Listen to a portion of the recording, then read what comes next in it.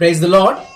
మనం ఈరోజు హెలూసినేషన్ థియరీ గురించి చూద్దాము. అంటే యేసుక్రీస్తు ప్రభు వారు లేచిన తర్వాత శిష్యులు చూచాము అన్నారు కదా, అది కేవలం భ్రమే అనే విషయాన్ని కూడా నమ్మేవారు కొందరు ఉన్నారు.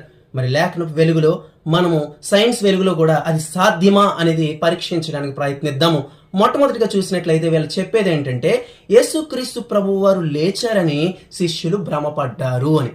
ఎందుకు భ్రమపడ్డారు అనే దానికి కూడా వాదన ఏంటంటే, వారు అప్పటికే యేసుక్రీస్తు ప్రభు వారితో ఎంతో అటాచ్ అయ్యారు, నెంబర్ 1.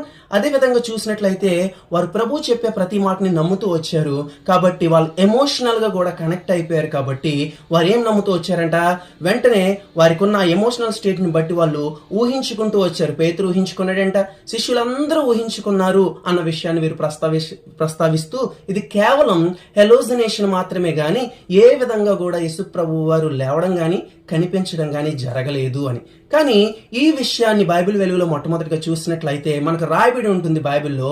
1 కొరింథీయుల పత్రిక 15వ అధ్యాయంలో విస్తారంగా, అంటే యేసుక్రీస్తు ప్రభు వారు ఎవరెవరికి కనపడ్డారు అన్న విషయాలు, మరి పేతురుకు కనబడ్డారని, యాకోబుకు కనబడ్డారని 12 మంది శిష్యులు, ది 12 అంటే వారికి ఇవ్వబడిన టైటిల్. అప్పుడున్న 11 మంది శిష్యులకి కనబడ్డారని, 10 మంది శిష్యులకి కనబడ్డారని, 500 కంటే ఎక్కువగా ఉన్న సహోదరులకి ఒకేసారి కనబడ్డారని అనేక విషయాలు అక్కడ ప్రస్తావించబడ్డాయి. మరి ఇదే సైన్స్ వెలుగులో చూసినట్లయితే అవును, ఒక వ్యక్తి హెలోజినేట్ చేసుకోవడం అనేది అది అవకాశం ఉంది.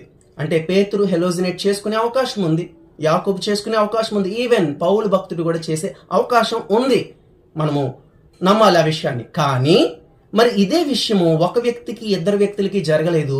బైబిల్ స్పష్టంగా చెప్తుంది 500 కంటే ఎక్కువ మందికి యేసు ప్రభు ఒకేసారి కనిపించారు. మరి ఒక సైంటిస్ట్ లేకపోతే ఒక డాక్టర్ ఆ విషయంలో ఎక్స్పర్ట్ అయిన ఒకతను ఈ విధంగా అంటారు, యేసుక్రీస్తు ప్రభు వారు 500 మంది కంటే ఎక్కువ మందికి ఒకేసారి కనిపించడం అనేది పునరుద్ధానం కంటే కూడా గొప్ప మిరాకిల్, అంటే అది అసాధ్యము. ఈ హెలోసినేషన్ అనేది ఎప్పుడు కూడా కలెక్టివ్ గా, అంటే గ్రూప్ గా ఉన్న వ్యక్తులకి ఒకే పిక్చర్, ఒకే విజన్ అనేది రావడం అనేది సాధ్యపడే విషయం కాదు. అర్థమవుతుందా?